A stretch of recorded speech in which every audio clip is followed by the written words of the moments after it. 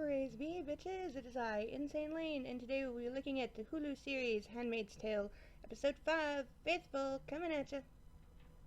We open with more Scrabble. She's beaten the commander this time, and we hear it's been 34 games. We see she's drinking now, she's got her skirt pulled up a little. She's being a little flirty, but always with caution. I have a present for you. He is so creepy! I mean, he's being absolutely salacious about this. Dude, it's a fucking magazine and he's acting like the mayor of Creepy Town giving a pony to a 5-year-old. Then he oh so voyeuristically watches her read, and it's like a wonder he doesn't start jerking off right there. I do like Offred's comments on how strange the models look now because no woman has looked like that in years. And let's face it, when you get into high fashion, they just look weird sometimes. Beautiful, but weird even by today's standards. Oh yes, and the list of how to tell if a guy likes you, but of course none of that matters anymore because this is Gilead. Then we flash back to modern day problems. There are no good candidates on Tinder. Tell me about it. And then we see how June and Luke met. Hey, photo. Watch this. Hey, oh, hi.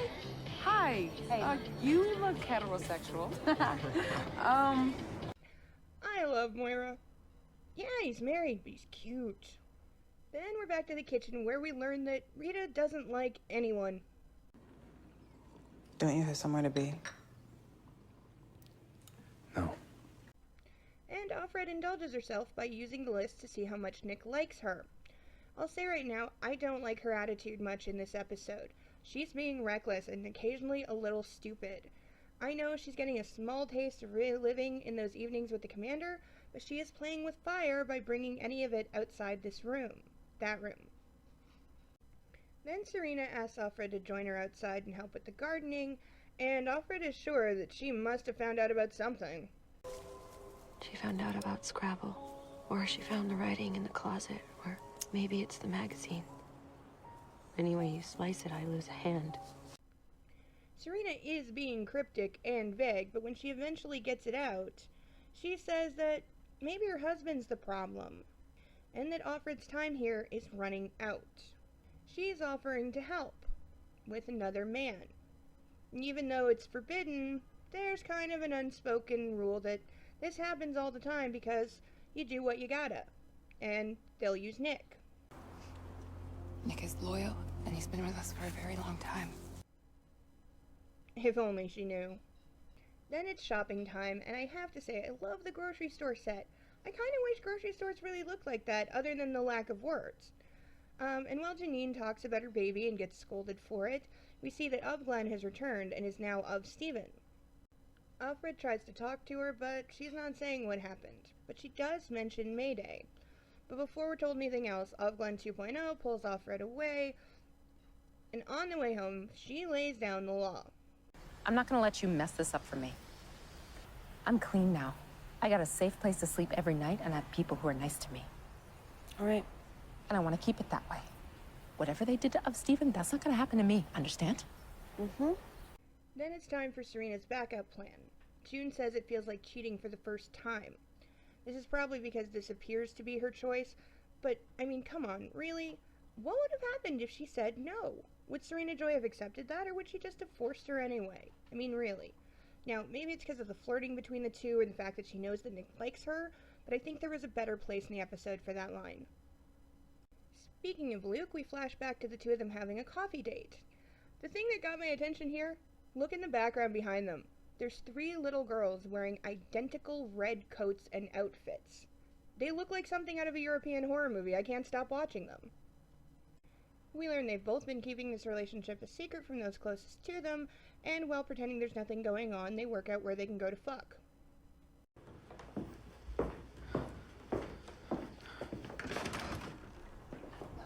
Hey. We finally see what Nick's place looks like. It kind of looks like my first apartment, honestly. And while Nick says, you know, we're gonna do the ceremony thing and pray, Serena Joy's like, no, just fuck while I stand here awkwardly and pretend to not be watching. Well, I will say, this scene manages to be more awkward than the first ceremony scene. Wings off to the director, and all the actors involved. Then we're back to her first time with Luke, and interestingly enough, he's the one cheating there by being with her, while she's thinking now that she's cheating on him. There's a bad joke in there somewhere. We also learned she prefers to be on top. There's a really bad joke in there somewhere. She's anything but on top now, as Nick very awkwardly does push-ups on top of her while trying not to look at her, and the bed groans in protest. The two women then sneak back to the house, where Serena Joy's desperation shows once again. How do you feel? Do you feel any different? And Offred has had just about enough of her zealousness.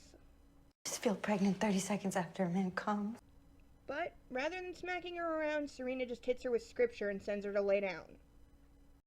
We then get a rare moment of one of the wives being not a complete fucking bitch. Of Stephen's mistress, feels really bad for her, and she says, I'm maybe not feeling so good, we could skip the ceremony tonight. She's genuinely trying to be nice, she gets what a horrible situation this is, but, of Stephen is right. She says, you can't play sick forever, we have to do this eventually, because I would assume that eventually she would be the one in trouble if the ceremony was not taking place, and apparently her and Offred have synced up because it's ceremony night for her too. And as everyone gathers around, something caught my attention.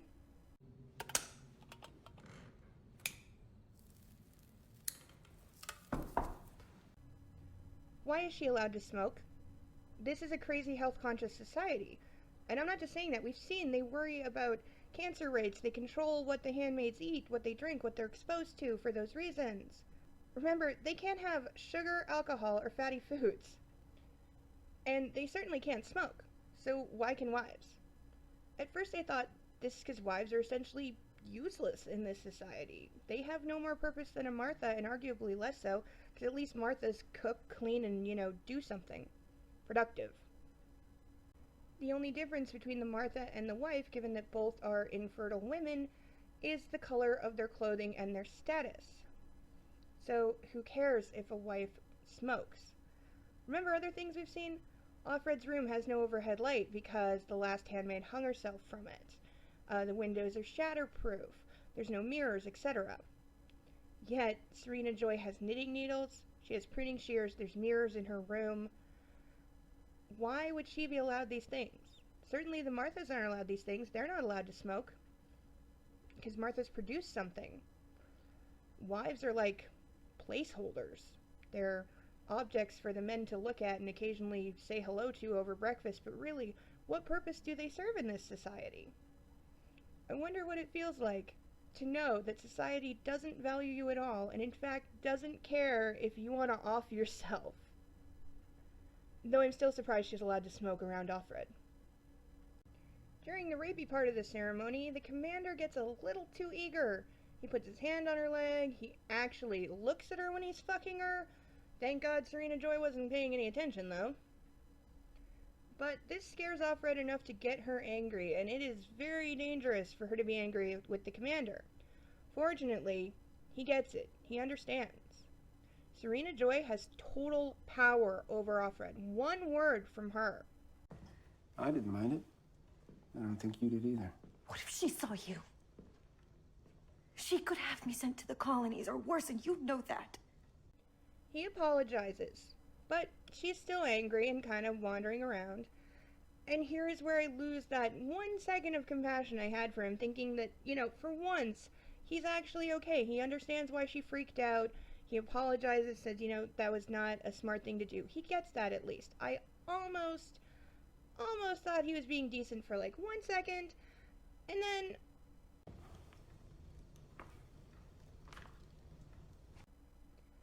he literally dangles it in front of her like a treat in front of a dog. He talks to her like she is a very small child he's trying to placate with a toy. Then he flips through the new magazine while bitching about how women wanting equality fucked up the world and how great things are now. June says, yeah, but we used to have choices.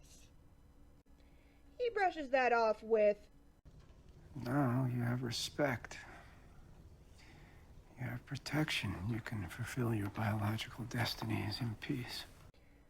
I could spend all day on what Gilead calls respect, but I'm nothing if not restrained. So here are just a few examples of what they call respect. Rape, forced impregnation, slave labor, mutilation, public stonings, public hangings, kidnapping, forced prostitution, isolation, starvation, daily beatings, electrocution, torture, and human trafficking. R-E-S-P-E-C-T indeed, ass clown. He doesn't believe in love, but she just can't let it go, and so she speaks when she shouldn't. The master is displeased. So, while looming over her, he recounts in a horrific way what they did to Ovglen. That Ovglen had been compelled to break the law out of what she thought was love. But of course, she's all wrong about what she wants, and while normally this crime is such an affront to God, they would have killed her.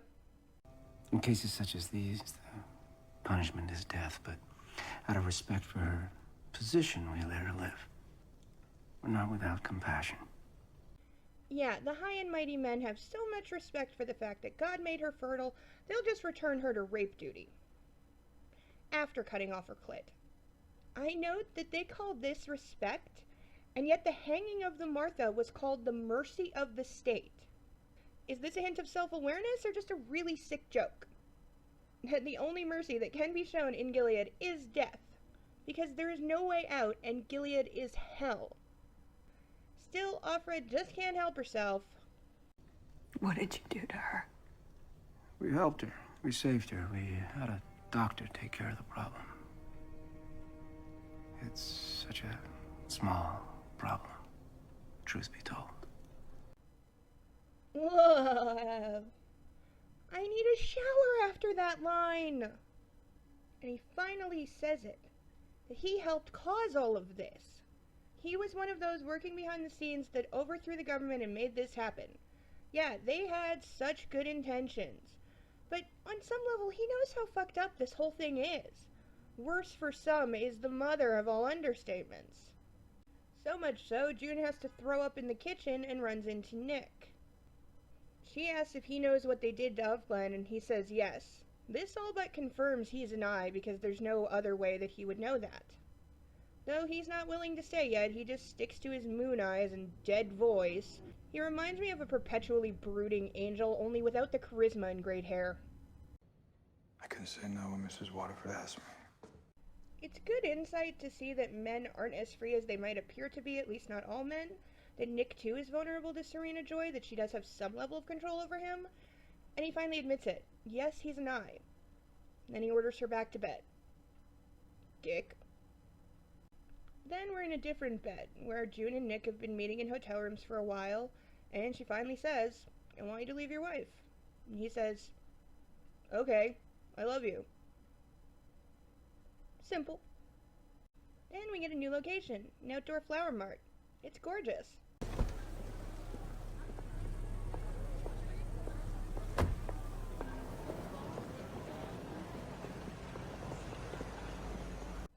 There are a lot of handmaids and Marthas walking around, everyone looking at the pretty flowers, wives being dropped off in cars. Seriously, what's with dictatorships and shiny black cars? Offred manages a short conversation with Stephen. Mayday. Can't use me anymore. But you can help them. Who are they? She finally tells Offred her real name, but before she can tell her how to contact Mayday, Ovglen 2.0 pulls her away. This is the last straw for Emily. She's passed on the rebel knowledge, now it's time to wreak a little havoc.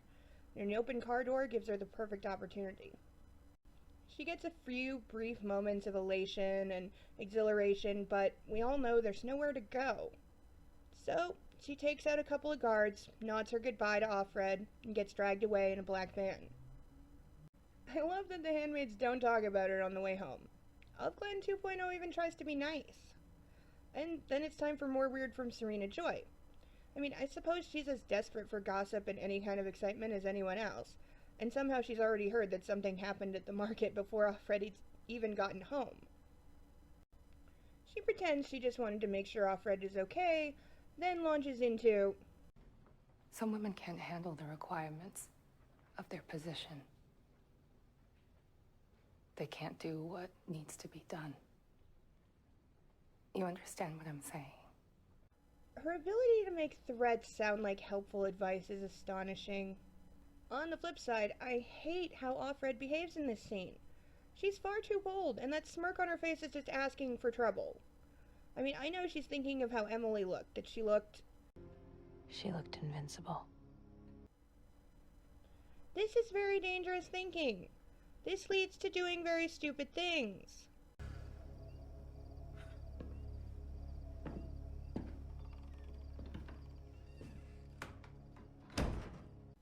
Yeah, she's off to see Nick on her own, and this is where I think the cheating line should have been, because it would make sense here. This time it is her choice. She's making the decision. She's breaking all the rules. She's risking getting shot to do this. So yeah, that would feel a lot more like cheating.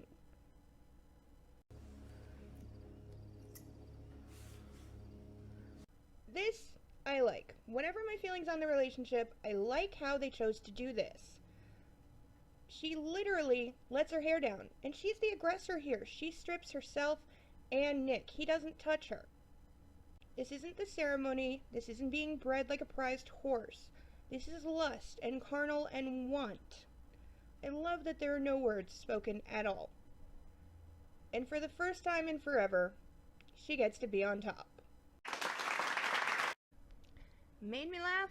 I really had to search for this one this time. But then I remembered my girl, Moira. Hi. You look heterosexual. I wish I had balls like that. I might not be single. You go, girl?